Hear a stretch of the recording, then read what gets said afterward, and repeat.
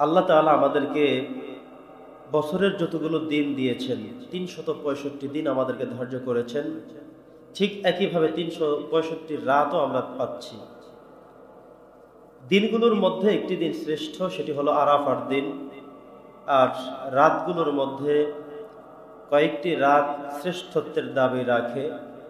তোর মধ্যে একটি হলো লাইলাতুল কদরের রাত, যেটি রমাদানুল মোবারকের ২৬ তারিখ দিবাগত রাত, অর্থাৎ আমরা যারা ২৭ বলি, ২৭ দিনের আগের যে রাত, এই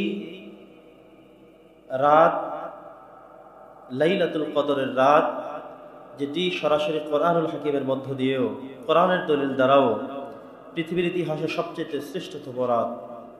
তার পরবর্তী যে রাতগুলো আমরাকে শ্রেষ্ঠ বলে মনে করি কোরআন ও সুন্নাহর দৃষ্টিভঙ্গিকে সামনে এনে, তোর মধ্যে এই যে মেরাজের যে রাত, লাইলাতুল মেরাজ যেটাকে বলা হয়, এই মেরাজের রাত হলো তার পরবর্তী গুরুত্বপূর্ণ রাতগুলোর মধ্যে অন্যতম একটি। পড়ছি আলহামদুলিল্লাহ।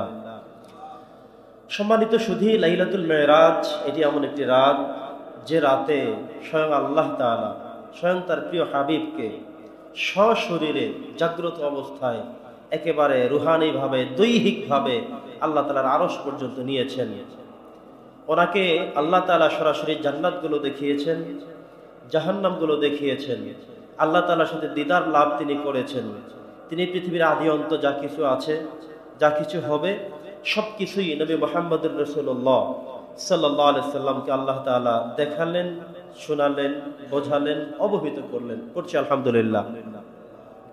নবী করিম সাল্লাল্লাহু আলাইহি সাল্লামের সাথে আল্লাহ তাআলা যে আচরণটি করলেন, এই পৃথিবীতে লক্ষাধিক পয়গম্বর যারা এসেছেন, লক্ষাধিক নবী এবং রাসূল যারা দাওয়াতি মিশন চালিয়েছেন, কারোর জন্যই এই মেরাজ সৌভাগ্য হয়নি। যেটি হয়েছিল আমাদের নবী, প্রিয় নবী মুহাম্মদুর রাসূলুল্লাহ সাল্লাল্লাহু আলাইহি সাল্লামের, এই সৌভাগ্য নসিব অন্য কোনো নবীদের হয়নি। সে কারণে আমাদের নবী হলেন সর্বশ্রেষ্ঠ নবী, আর আমরা তার উম্মত হয়ে গেলাম সর্বশ্রেষ্ঠ উম্মত। আমরা জোরে জোরে পড়ছি আলহামদুলিল্লাহ। বন্ধুগণ আমার, পবিত্র কোরআনুল হাকিমের সূরাতু ইসরা শুরুর দিক থেকে আল্লাহ তাআলা যে তথ্যটি আমাদেরকে জানিয়েছেন, আল্লাহ বলছেন, সুবহানাল্লাযী আসরা বিআবদিহি লাইলাম মিনাল মাসজিদিল হারাম লাইলাম মিনাল মাসজিদিল হারাম ইলাল মাসজিদিল আকসাল্লাযী বারাকনা হাওলাহু লিনুরিয়াহু মিন আয়াতিনা ইন্নাহু হুয়াস সামিউল বাসীর।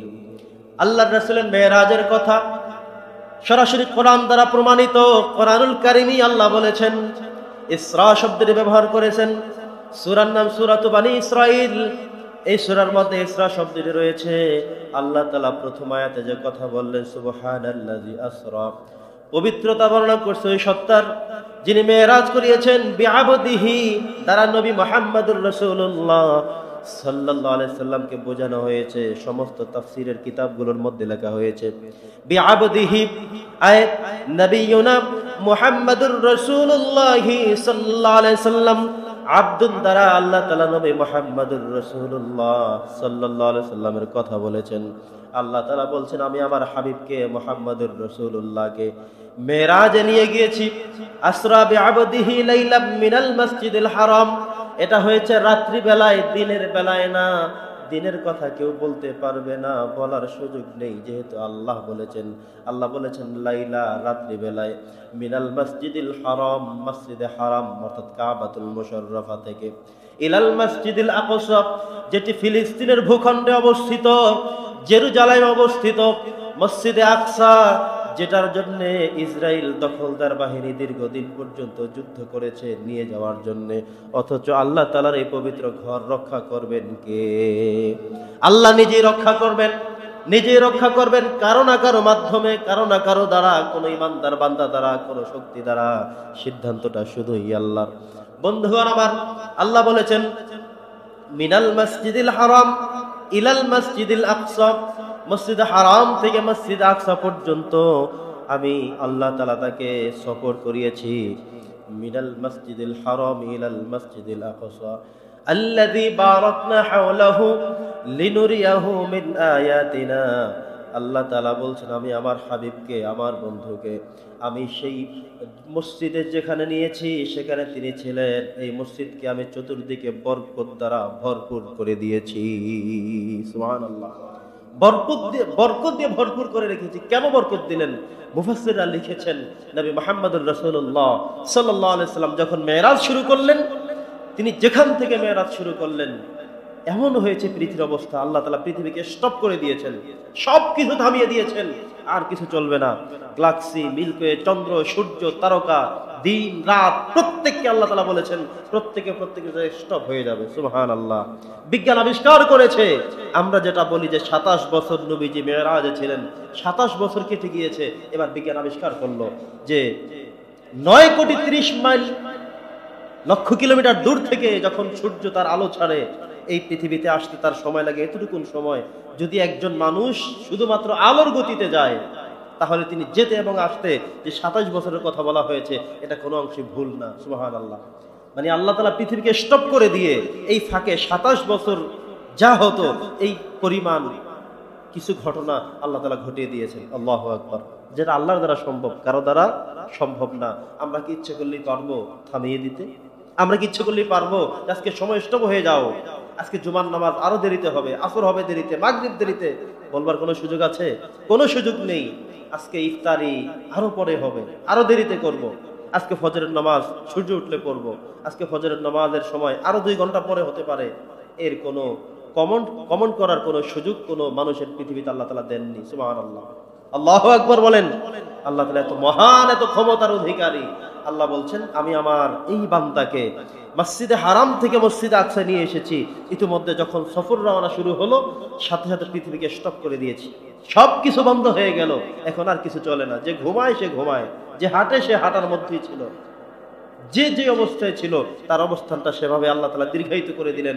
এই ফাঁকে 27 বছর চলে গেল কিন্তু কেউ টের পেলেন না, কারো থেকে অনুভূতি শক্তিও হলো না। এটা করতে পারেন কে? কেউ পারেন করতে? আল্লাহ তাআলা করতে পারেন, আর কেউ এটা করতে পারে না। বন্ধুগণ আমার,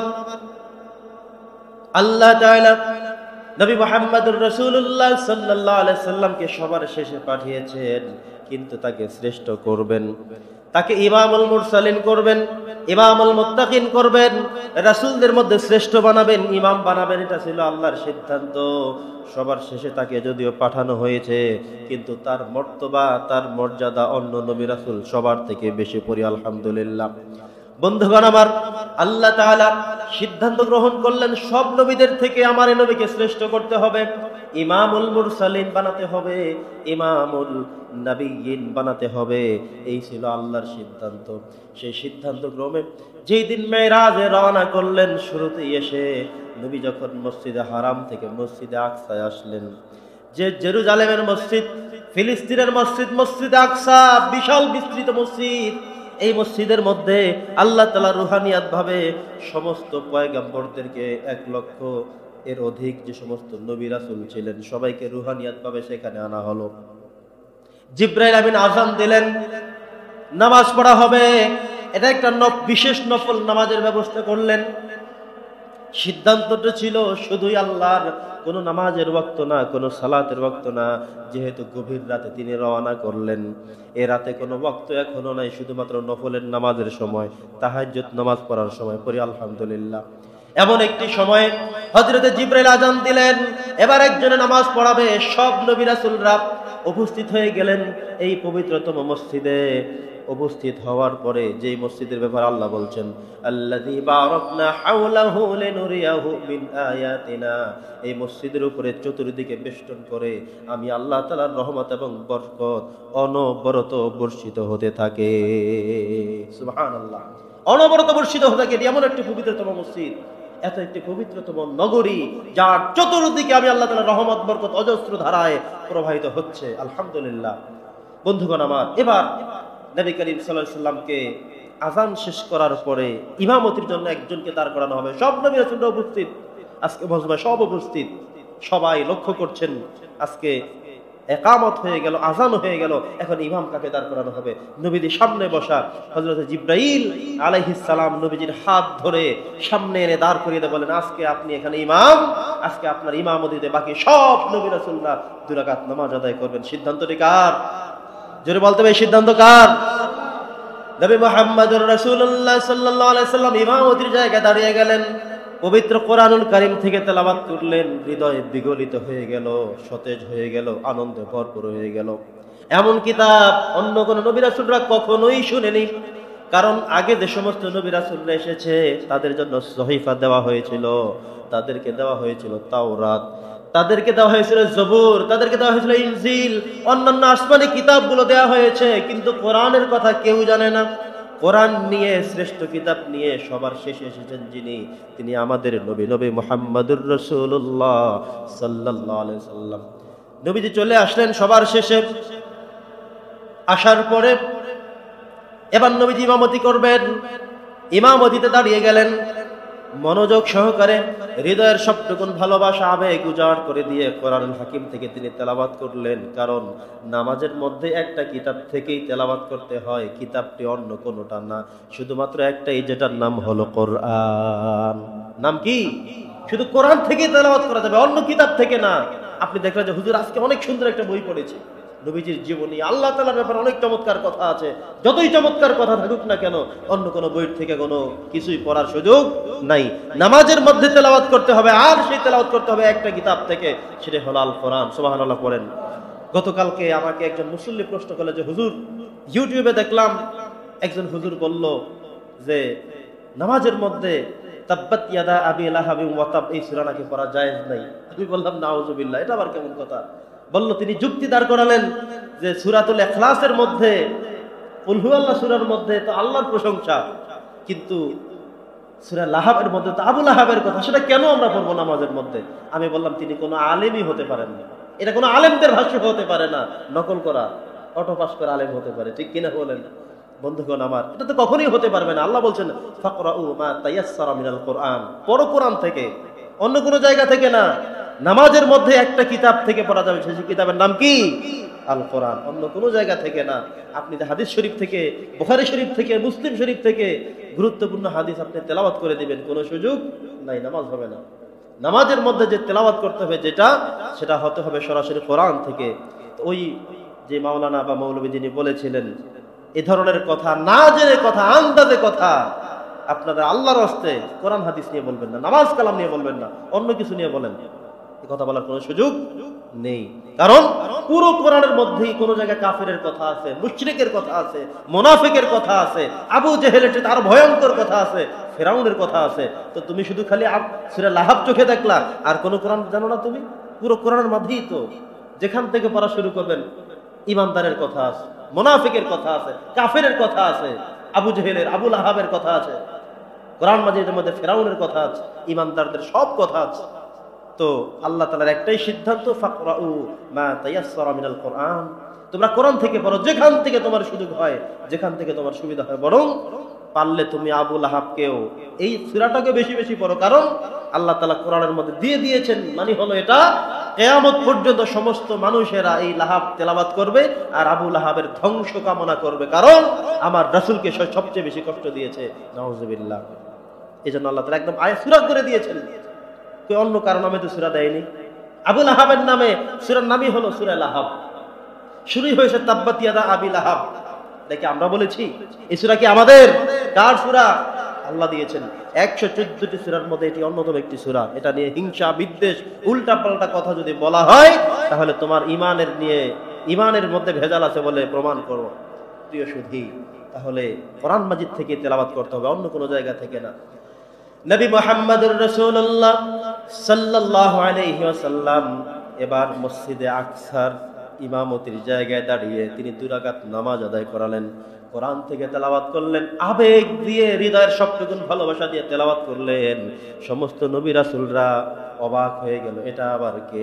উনি কে, কি পরিচয় তার, কোন কিতাব থেকে বলল? জীবনে কখনো তেমন কিতাব শুনি নাই, এমন আয়াত শুনি নাই, এমন কালাম শুনি নাই, এমন কথা শুনি নাই। কোত্থেকে এসেছে লোকটাকে? এবার জিবরাইল আলাইহিস সালাম নামাজ শেষ করার পরে আস্তে করে দাঁড়িয়ে গেলেন, বললেন কথা আছে, বসেন। সুবহানাল্লাহ, কথা আছে। আজকে যিনি ইমামতি করিয়েছেন উনি হল আপনাদের বংশের মধ্যে সর্বশ্রেষ্ঠ মানুষ, বনি আদমের মধ্যে যিনি সবার থেকে সেরা, সবার থেকে শ্রেষ্ঠ, যিনি সবার শেষে এসেছেন, যার উপরে সর্বশ্রেষ্ঠ ফেরেশতা কিতাব নিয়ে গিয়েছেন, যার উপরে সর্বশ্রেষ্ঠ কিতাব আল কোরআন নাজিল হয়েছিল, তিনি নবী মুহাম্মদুর রাসূলুল্লাহ সাল্লাল্লাহু আলাইহি সাল্লাম। পড়েন সুবহানাল্লাহ। জিবরাইল আমিন বললেন, আল্লাহ তাআলার সিদ্ধান্ত হলো উনি হলেন আপনাদের সবার মধ্যে শ্রেষ্ঠ। উনি আপনাদের আজকে ইমামতি করেছেন, তিনি আপনাদের ইমাম। উনি আজকে হয়ে গেলেন ইমামুল মুরসালিন, সমস্ত রাসূলদের ইমাম তিনি। আপনারা কেউ না, বরং উনি আপনাদের সবাইকে নামাজ পড়িয়েছে। সিদ্ধান্তটি আমার না, সিদ্ধান্তটি স্বয়ং আল্লাহর। সিদ্ধান্ত কার? আল্লাহর সিদ্ধান্তে আজকে উনি নামাজ আদায় করিয়েছেন। আজকে থেকে আপনাদের সবার নেতা, আপনাদের ইমাম উনি। ওনার প্রতি শ্রদ্ধাবোধ জ্ঞাপন করুন। সুবহানাল্লাহ। প্রথম পর্যায়ে মেরাজের প্রথম সাথেই, প্রথম ধাক্কাতেই এসে তাকে সবচেয়ে সম্মানিত অ্যাড্রেস করে দিয়েছেন ফেরেশতাদের মধ্যে সর্বশ্রেষ্ঠ ফেরেশতা হযরত জিবরাইল আলাইহিস সালাম। পড়ছি আলহামদুলিল্লাহ। এত মর্যাদাপূর্ণ ব্যক্তি পৃথিবীর বুকে আর হতে পারে না। এবার নবীজি রওনা করলেন, মেরাজের দিকে রওনা করলেন। আল্লাহ তাআলার সিদ্ধান্ত ক্রমে তিনি রওনা করলেন।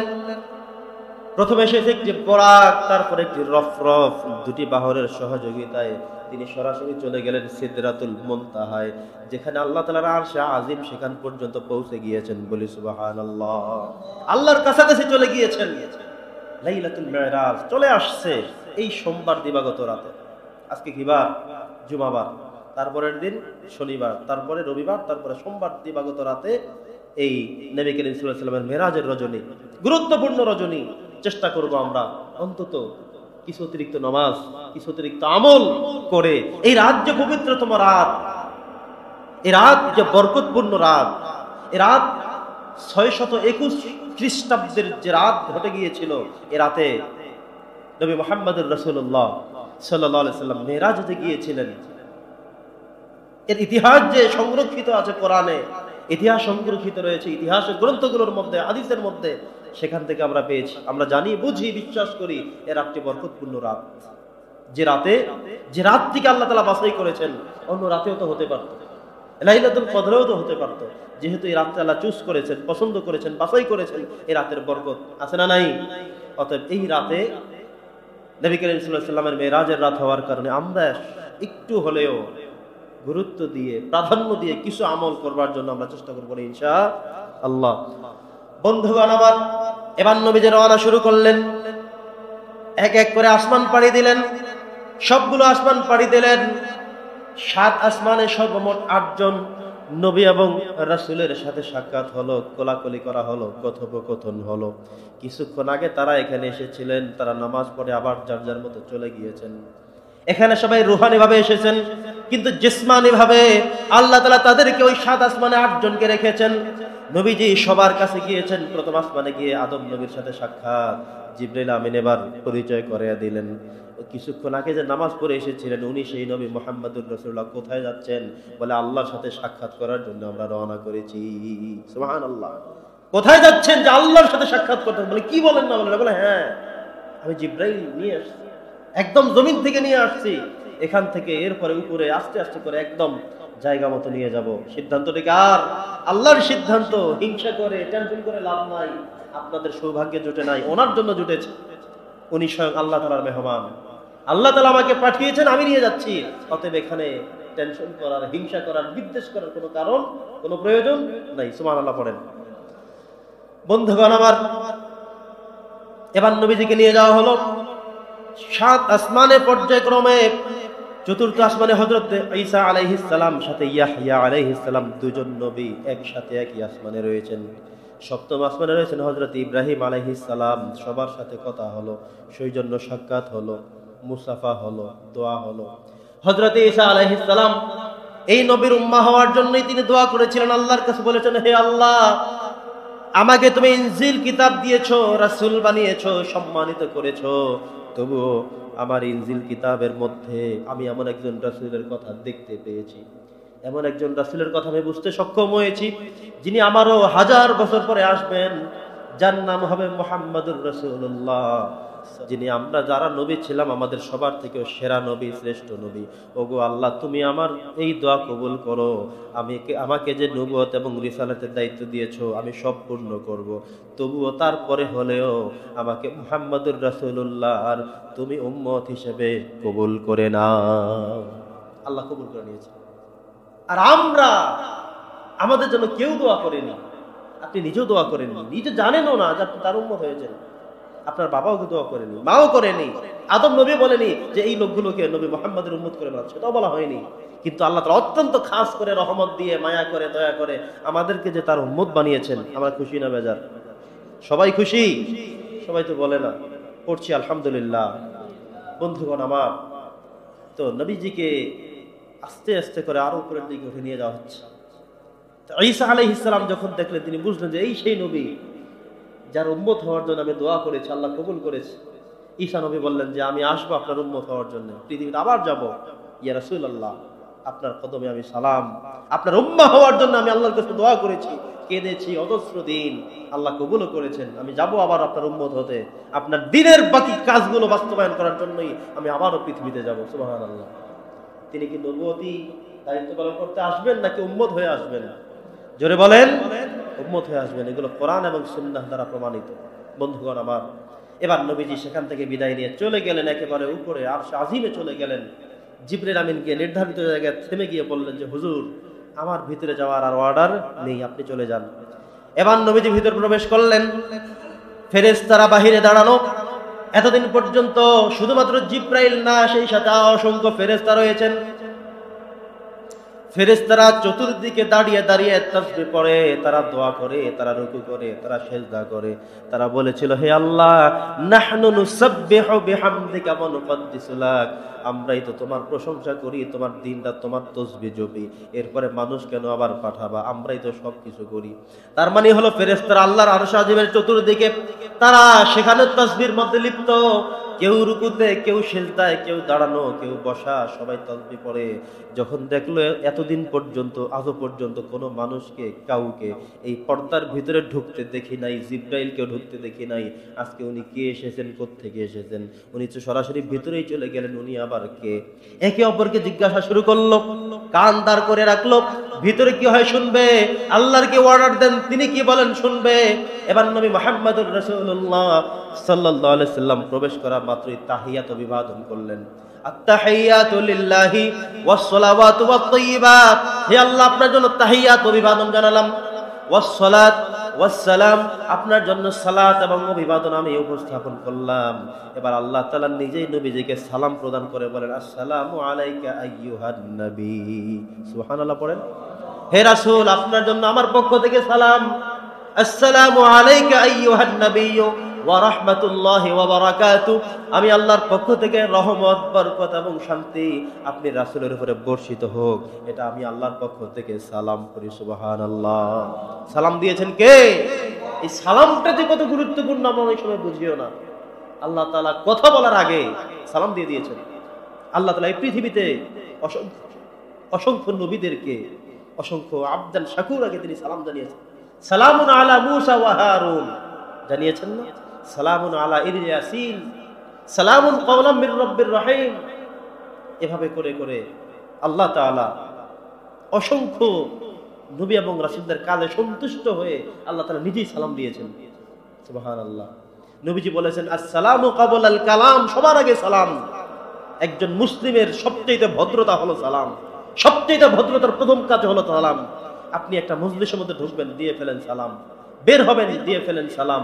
একজন মানুষের সাথে সাক্ষাৎ হলো, দেন সালাম। কারণ সালামটা পৃথিবীর কারো তৈরিকৃত না, সালামটা স্বয়ং আল্লাহ তাআলার ব্যবহার। সুবহানাল্লাহ।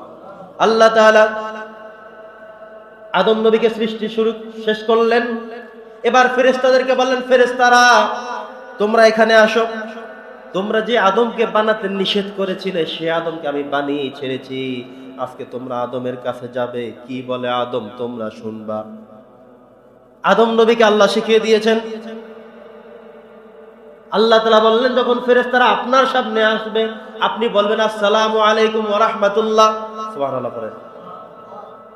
হে আদম, আপনার কাছে ফেরেশতারা সবাই দেখতে আসবে যে মানুষটা কেমন দেখতে, কেমন দেখা যায়।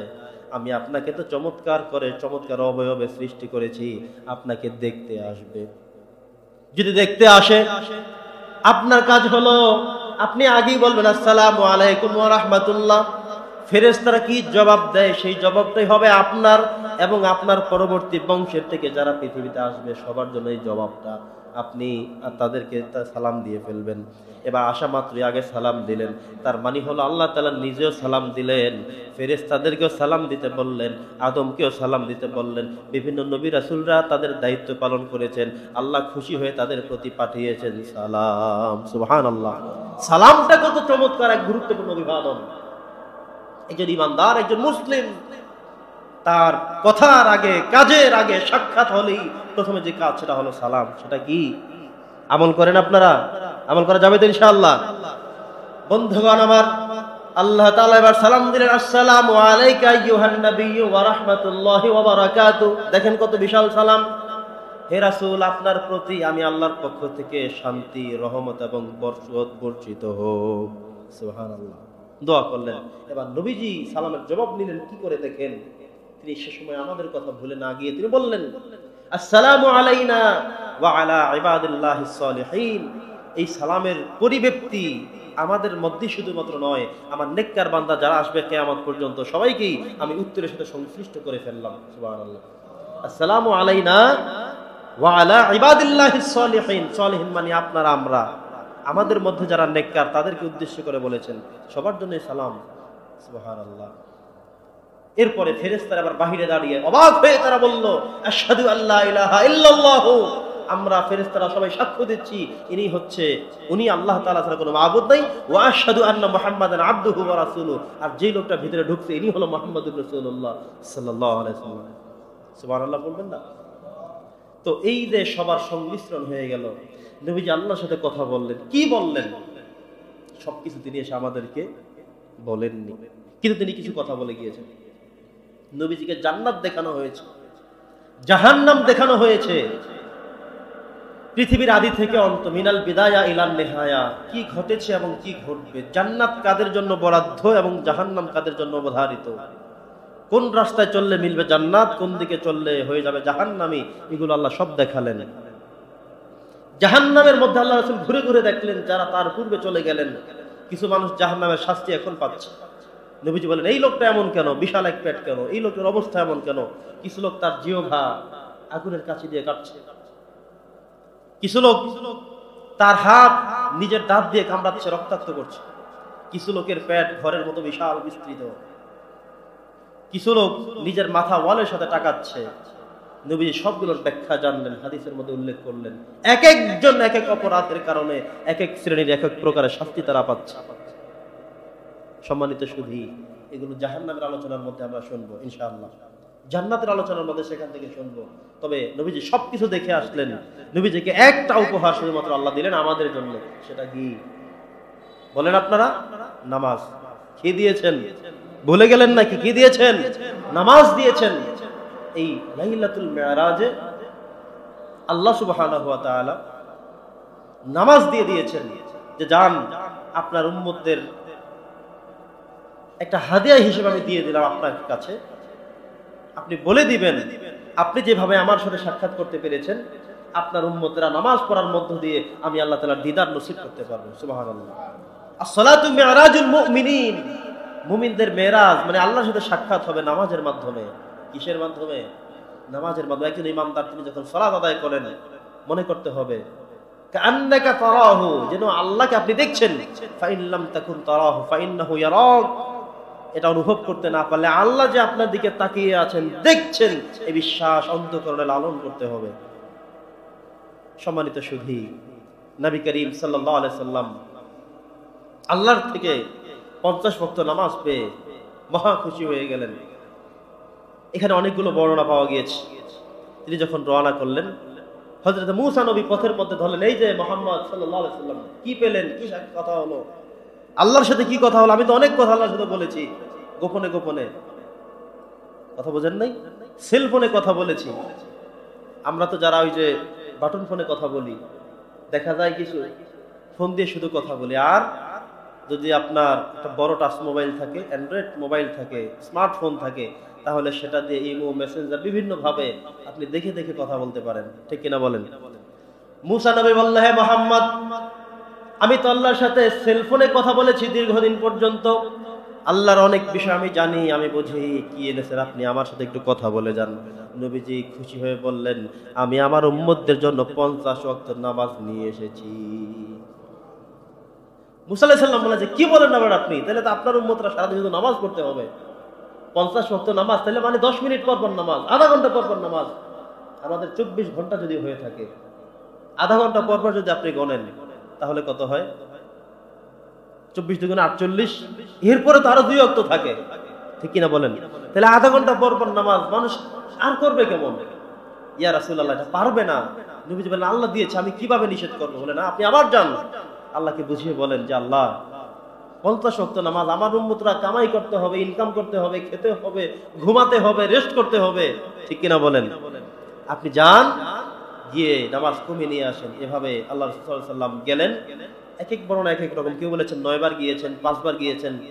সর্বশেষ আল্লাহ তাআলা নামাজ 5 ওয়াক্ত দিয়ে বললেন যে এই 5 ওয়াক্ত নামাজ জামাতের সাথে আদায় করলেই ওই 50 ওয়াক্তের সমপরিমাণ সওয়াব আমি তার আমলনামায় লিপিবদ্ধ করে দেব। আজকে আমরা নামাজ, সবচেয়ে অবহেলার জায়গা হলো নামাজ, সবচেয়ে অবহেলা। এই ওয়াজ মাহফিল শুনলে সিদ্ধান্ত নেই আজকে থেকে আর নামাজ ছাড়বো না। এই যে সিদ্ধান্ত নিলাম, এই পর্যন্তই শেষ। আজান হলো, শুনলাম, চিন্তা করি যাবো, একটু পরে যাব। দেখলাম যে 1 মিনিট সময় আছে, আমার উযুও নাই, তবুও অলসতামি, তবুও আসবে একটু পরে। এরপরে আসে ঠিক, জামাতও পায় না, ওয়াক্তও থাকে না, এমন পরিস্থিতিও হয়ে যায়। মাঝে মধ্যে শয়তান এসে বলে আজকে নামাজ পড়াই লাগবে না। ঠিক আছে শয়তান বাবা, তুমি ঠিক আছো, আজকে পড়াই লাগবে না। হয় কি এমন? অথচ আল্লাহর রাসূল সাল্লাল্লাহু আলাইহি ওয়াসাল্লাম মেরাজ থেকে আমাদের জন্য যেটা নিয়ে এসেছেন, as-salatu mi'rajul mu'minin, মুমিনদের জন্য আল্লাহর সাথে সাক্ষাৎ হওয়ার মাধ্যম একটাই, সেটা হলো নামাজ। নামাজগুলো জামাতের সাথে আদায় করবেন তো আল্লাহর সাথে মেরাজ হয়ে যাবে। এই দুনিয়াতে না দেখতে পারলেও পরকালে আল্লাহর সাথে সাক্ষাৎ হবে। আল্লাহ তাআলা এই পুরস্কারগুলো নিজে দিবেন। সুবহানাল্লাহ পড়েন। নামাজ কি পড়া লাগবে জামাতে? আল্লাহ তাআলা জানিয়ে দিয়েছেন নামাজগুলো পড়তে হবে জামাতের সাথে। যদি জামাতের সাথে পড়া যায়, তাহলে যেই 50 ওয়াক্তের কথা আমি বলেছি এর পরিপূর্ণ সওয়াব দিয়ে দেওয়া হবে। বন্ধুগণ আমার, এরপরে নবী করিম সাল্লাল্লাহু আলাইহি ওয়াসাল্লাম সেখান থেকে নামাজ দিয়ে ফেরত করলেন। আসার পরে, আমি কিন্তু একেবারে সংক্ষিপ্তভাবে নিয়ে এসেছি, আসার পরে তিনি দেখলেন যেই পানি দিয়ে তিনি উযু করে গিয়েছিলেন, এসে দেখলেন যে সেই পানিটুকু এখনো গড়িয়ে গড়িয়ে যাচ্ছে। সাহাবায়ে কেরামরা বক্তব্য দিয়েছেন যে নবীজি আসার পরে ব্যক্ত করেছেন, তিনি যে দরজাটা খুলে গেলেন, এখনো সেই দরজাটা নড়াচড়ার যে একটি শব্দ, একটি লেশ এখনো রয়ে গিয়েছে। যে বিছানা থেকে তিনি উঠে গেলেন, সেই বিছানা এখনো যেন গরম লেগে আছে। সুবহানাল্লাহ। কিন্তু বিজ্ঞান এটা স্বীকার করেছে, সাব্যস্ত করেছে যে হুজুররা কোরআন হাদিস থেকে গবেষণা করে বলে যে মেরাজে 27 বছর কাটিয়ে দিলেন। এটা কি করে সম্ভব? বিজ্ঞান আবিষ্কার করে প্রমাণ করেছে এটা 27 বছর অবশ্যই লেগেছে, এর থেকে কম লাগার কোনো সুযোগ নাই। সুবহানাল্লাহ। কেন? যে ও শুরুতে আমি বলেছিলাম, আমরা যদি চাঁদের আলোর যে হিসেব, এই হিসেবে যদি ধরি যে আলোর গতিতে যদি আল্লাহ রাসূল মেরাজে গিয়ে থাকেন, এসে থাকেন, তবুও সেটা 27 বছরকে ওভার করে। এই সময়ও এই আল্লাহর সাথে সাক্ষাৎ করে কথা বলে, জান্নাত জাহান্নাম দেখে, এরপরে নামাজ নিয়ে আবার এসে ফেরত গিয়ে সব চূড়ান্ত করে তিনি ফিরবেন, এখানে 27 বছর লাগাটা কোনো বিষয়ই না। এর থেকে কম সময়ের মধ্যে এটা সম্ভবও না। সুবহানাল্লাহ। অথচ আল্লাহ তাআলা পৃথিবীকে স্টপ করে রাখলেন। নবীজি এসে দেখলেন যে পানি এখনো গড়াচ্ছে।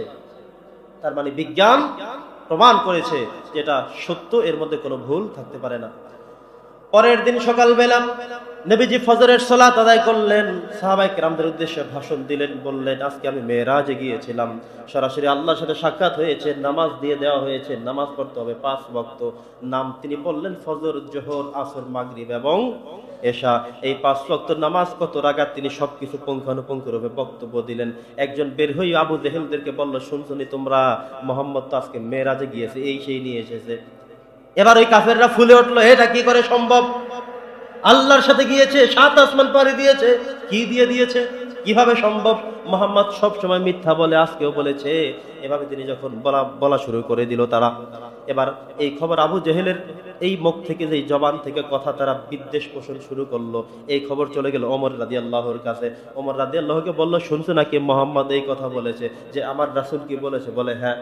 বলে যদি আমার রাসূল বলে থাকে, কেউ যদি বিশ্বাস নাও করে, আমি একাই সেটা বিশ্বাস করে ফেললাম। সুবহানাল্লাহ, ঈমানে কত জজবা, যে কেউ যদি বিশ্বাস নাও করে থাকে, তুমি যদি বলো যে আমার রাসূল এটা বলেছে, তার জবান থেকে শুনেছো, তাহলে এটা আমি সবার আগে বিশ্বাস করে ফেললাম। তাদের ঈমানের তাজাল্লি ছিল এমন, তিনি বিশ্বাস করে ফেললেন। এবার মুনাফিকরা সব এসে বলল, মুহাম্মদ তুমি বলে রাত্রে মেরাজে গিয়েছিলে, তুমি নাকি মসজিদে আকসায় গিয়েছিলে, এই রাতে কি করে সম্ভব? মিথ্যা কথা কি করে তুমি বলো? কত হাজার কিলোমিটার দূরে মসজিদে আকসা, তুমি এটা কি করে বললা?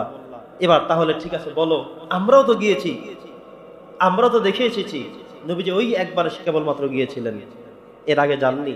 এবার তারা এসে জিজ্ঞাসা করলো, মসজিদে আকসা তুমি গিয়েছো, বাইতুল মুকাদ্দাসে গিয়েছো, তাহলে বলো তো দেখি মসজিদে আকসার কয়টা দরজা, কয়টা জানলা, কি কয়টা আছে? এবার নবীজি বিব্রত করে মধ্যে পড়ে গেলেন। উনি গেলেন, নামাজ আদায় করালেন, চলে আসলেন, তার কাজে তিনি চলে ফিরলেন, কিন্তু দরজা জানলা গুনতে তো তিনি জাননি। আল্লাহ তাআলা বলেন, হে মুহাম্মদ চিন্তার কোনো কারণ নাই, টেনশনের কোনো কারণ নাই। ওই মসজিদে আপনি যা কিছু দেখে এসেছেন, যা কিছু আছে, এখন আমি তার ভিডিও ফুটেজ আপনার কাছে পাঠিয়ে দিচ্ছি। আপনি দেখবেন যে মসজিদে আকসা দেখা যায়। আপনি কাফেরদেরকে সামনে রেখে দাঁড় করিয়ে গুনে গুনে সবগুলো সংখ্যা আপনি এখন বলে দেন। সুবহানাল্লাহ, আল্লাহ তাআলা পাঠিয়ে দিলেন। আমরা ভিডিও করলে সব দেখি না, দেখা যায় কিনা? এবার আল্লাহ তাআলা সম্পূর্ণ ফুটেজ একটা ওয়ালে পাঠিয়ে দিলেন, দেখেন এখানে। নবীজি বলে, এই যে কাফেররা দেখো, এইদিকে তাকাও, এই যে দেখো মসজিদে আকসা, ঠিক আছে? বলে হ্যাঁ ঠিক আছে, এই যে আমি এখানে দাঁড়িয়ে নামাজ পড়েছি। এবার দরজা গোনো, 1 2 3 4, তিনি গুনে গুনে দেখিয়ে দিলেন। তারা অবাক হয়ে গেল, কি করে এটা সম্ভব? তবুও তারা বিশ্বাস স্থাপন করলো না, কারণ যাদের ভাগ্যে হেদায়েত নেই, যাদের কপালে, যাদের ললাটে ভাগ্যে হেদায়েত লিপিবদ্ধ নেই, তাদেরকে আপনি একটা না এমন হাজারো ঘটনা দেখালেও তাদের ভাগ্যে ঈমান জুটবে না। ঈমান একটা রহমত। ঈমান কি? আল্লাহর পক্ষ থেকে রহমত। সম্মানিত সুধী, তো এই ছিল আমার সংক্ষিপ্ত লাইলাতুল মেরাজের ব্যাপারে কথা। আরো দুই একটু কথা আছে গুরুত্বপূর্ণ, আমি বলছি। মেরাজ হলো আগামী সোমবার দিবাগত রাতে, আগামী সোমবার দিবাগত রাত, আজকে হলো জুমাবার, শনি রবি সোম, এই সোমবার দিবাগত রাতে লাইলাতুল মেরাজ।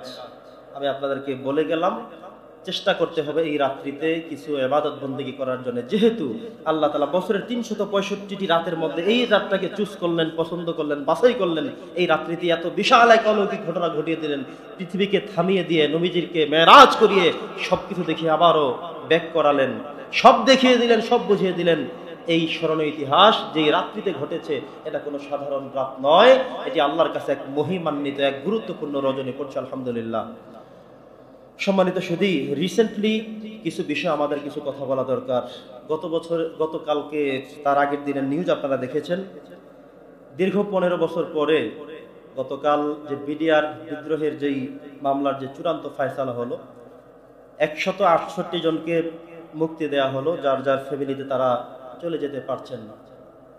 আদালত এই দীর্ঘ 15-16 বছর পরে এসে প্রমাণ করলো এরা ছিল নির্দোষ, এদেরকে বেআইনি ভাবে নির্দোষিত এই মানুষগুলোকে কারাবন্দী করে রাখা হয়েছে। এখান থেকে আমাদের শিক্ষাটা একটু বলি, লাইফ লেসনটা কি? এই মানুষগুলো এমন হয়েছে, এক যুবক তিনি বের হয়ে বলেছেন স্ত্রীকে অন্তঃসত্ত্বা করে রেখে গিয়েছিলেন, স্ত্রী গর্ভবতী ছিল। বের হওয়ার পরে এখন দেখলেন মেয়ের বয়স 15-16 বছর চলছে। এর মধ্যে মেয়েকে একবার ধরেও দেখতে পারলেন না, কোনো ভালোবাসা আদর দিতে পারলেন না। ঠিক কিনা বলেন? এগুলো আপনারা দেখেন না? আমরা সবাই দেখি, টেলিভিশন, পত্রিকা, সবকিছুর মাধ্যমে। এই যে 15-16 বছর ধরে এই মানুষগুলোকে তাদের সন্তান থেকে বাবাকে যে দূরে রাখা হলো, স্ত্রীর পাশে তিনি ঘুমাতেন, সেখান থেকে যে হাজবেন্ডকে দূরে রাখা হলো, বাবা মার কাছ থেকে যে সন্তানকে দূরে রাখা হলো, তাকে যে একটি মৌলিক অধিকার থেকে যারা নির্দোষ মানুষগুলোকে বঞ্চিত করলো, তাদেরকে বিচার হবে না? কথা বলেন। এই দুনিয়াতে বিচার যদি আপনারা আমরা করতে নাও পারি, একজন বিচারক রয়েছেন, তার নাম কি? তিনি একদিন বিচার করবেনই করবেন, এই বিশ্বাস আপনাদের রাখতে হবে। কারণ এটা আল্লাহ তাআলার মায়ের, দুনিয়ার বাইরে দেখতে পাচ্ছেন একের পর এক। আল্লাহ তাআলা যেটা করেন সেটা চিন্তার বাহিরে। বাংলাদেশে যা হয়ে গিয়েছে, যা হচ্ছে এবং সামনের দিকে হয়তো বা যা হবে, আমাদের চিন্তা ফিকিরে সব ঊর্ধ্বে, ঠিক কিনা বলেন? অতএব ভবিষ্যতেও যারা ক্ষমতায় আমরা আসতে চাই, যারা আশা পোষণ করি, সাবধান, একজন নিরপরাধ মানুষকে কখনো একদিনের জন্য যেন তিনি কারাবন্দী না হন। অপরাধী যদি হন তাহলে তার বিচার আমরা সবাই চাই। অপরাধী যদি না হন তাহলে তাকে একদিনের জন্যও আপনি পুলিশ দিয়ে ধরিয়ে দিলেন, থানায় নিয়ে আটকে রেখে 20,000 টাকা তার থেকে যে নিলেন, কিসের টাকা নিলেন? আপনি সেখানে ভাগ বসায় খাবেন, সে আশা করলেন, কিসের আশা করলেন? অতএব এই কাজগুলো যারা করেছে, এই মানুষগুলোকে যারা কষ্ট দিয়েছে, এই দুনিয়ার আলো থেকে বঞ্চিত রেখেছে, এই দুনিয়ার থেকে যতগুলো হক তিনি পেতেন, ফ্যামিলি থেকে, পরিবার থেকে, সব থেকে যারা বঞ্চিত রাখলেন, তাদের বিচার আদালতে আখিরাতে অবশ্যই অবশ্যই হবে। আমার আল্লাহ করে, আল্লাহ বলছেন, আমি হলাম আহকামুল হাকিমিন, সব বিচারকের উপরের বিচারক। এক বিচারক এসে বলে দিয়েছে, এদের এমন অপরাধ, এদেরকে যাবজ্জীবন, এরা মৃত্যুবরণ করা পর্যন্ত এখানেই থাকবে। এখন আবার আরেক আদালত এসে বলছে এরা নির্দোষ। আল্লাহ বলছেন, তোমরা যে যা বিচার করো, আমি হলাম আহকামুল হাকিমিন। ওই বিচারক আছে না নাই? আছেন। ওই বিচারকের কথা প্রত্যেককে ভয় করতে হবে। প্রিয় সুধী, আমি ব্যক্তিগতভাবে জামাত ইসলামের যিনি প্রধান আমির, ওনার বক্তব্যগুলো শুনি। বর্তমান তো আওয়ামী লীগ যেই অবস্থান, তারা কাছে ধারে নেই। এখন সম্ভাব্য যারা বিএনপির থেকে এবং জামাত ইসলামের থেকে, এরা মোটামুটি রাজপথে তারা কাজ করে যাচ্ছেন। তো তারেক রহমান সাহেবের বক্তব্যের মধ্যেও কোনো আঘাতপূর্ণ কিছু পাওয়া যায় না।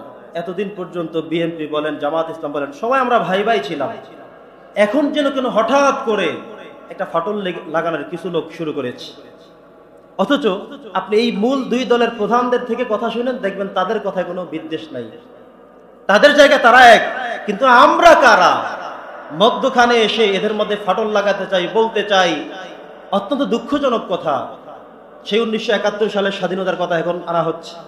কেউ বক্তব্য দিয়ে বলছেন যে কোরআনের মধ্যে কোনো রাজনীতির কথা নাই, আব্বাসী হুজুর ফতোয়া দিয়ে গিয়েছেন, এই লোকটার পুনরায় আবার কালেমা পড়তে হবে, মুসলমান হতে হবে। কেউ আবার বক্তব্য দিচ্ছেন এভাবে যে মসজিদ কমিটির মধ্যে কোনো জামাত ইসলাম কিংবা কোনো আলেম ওলামা থাকতে পারবে না। এগুলো দুঃখজনক বিষয়। আপনাদেরকে, যাদেরকে আমরা স্বপ্ন দেখি, যাদেরকে কিছু আশা করি, আপনারা মানুষের মধ্যে ফাটল ধরিয়ে বিভাজন করবেন না। এক স্বৈরাচার গিয়েছে, আমরা চাই বাকি যারা আছে আমরা যেন ভ্রাতৃত্বের বন্ধনে অটুট থেকে, মজবুত থেকে যেন এক একাকার হয়ে চলতে পারি। এখানে এসে, মধ্যখানে এসে আমাদের মধ্যে ফাটল ধরাবেন না। মনে রাখতে হবে, এই বাংলাদেশ ওই বাংলাদেশ না যেটা 2000 সালের আগের বাংলাদেশ ছিল। এখন সেই বাংলাদেশ নাই, এখন সব ইসলাম প্রেমী, সব ইসলাম প্রেমী। আপনারা যদি দ্বিখণ্ডিত করতে চান, তাইলে তাওহীদে জনতা সবাই ইসলামের পক্ষেই চলে যাবে, ঠিক কিনা বলেন? আপনারা কি এক আছেন? ইসলামের পক্ষেই আমরা থেকে যাব। ইসলামের বিপক্ষে অবস্থান কেউ নিয়েন না। ইসলামে বিদ্বেষমূলক কোনো কথা বলবেন না, কেউ বলবেন না। আল্লাহর রাস্তে বলবেন না, আল্লাহর রাস্তে বলবেন না। এখন মানুষ ইসলাম প্রেমী। আপনি দেখবেন নিজে আলেম না হলেও তার সন্তানটাকে চাই যে একটু বক্তব্যে পড়াই, একটু নুরানিতে দেই। প্রাইমারির শিক্ষার্থীর সংখ্যা থেকে নুরানির শিক্ষার্থীর সংখ্যা অনেক বেশি। আগে সিনেমা হল যেই কয়টা ছিল সব সিনেমা ধ্বংস করে এখন কোনো সিনেমা হল নাই, সব মাহফিল আর মাহফিল। এখন মানুষ, আগে মুসল্লি যা ছিল এখন তার থেকে অনেক বেশি। এখন মসজিদ আগে যা ছিল মসজিদের সংখ্যা বেশি। মানুষ এখন ইসলাম প্রেমী, ঠিক কিনা বলেন? অর্থাৎ ইসলামের যে জোয়ার বাংলাদেশে আমরা দেখতে পাচ্ছি, আমরা স্বপ্ন দেখি আগামীর বাংলাদেশ হবে কোরআনের বাংলাদেশ, আগামীর বাংলাদেশ হবে ইসলামের বাংলাদেশ, ঠিক কিনা বলেন? অর্থাৎ এই জায়গায় এসে কেউ যদি ফাটল ধরাতে চান, এটা কখনো আমরা কামনা করি না। আমরা চাই যা হয়ে গিয়েছে তারপরে যেন আমরা এক ঐক্যবদ্ধ হয়ে সুন্দর এক বাংলাদেশ গড়তে পারি। আল্লাহ সেই তৌফিক আমাদের সকলকে দান করুন। আমিন। ওয়া মা আলাইনা ইল্লাল বালাগ। আসসালামু আলাইকুম ওয়া রাহমাতুল্লাহি ওয়া বারাকাতুহু। যারা কবলা জুমা পড়েনি শুরু করেন।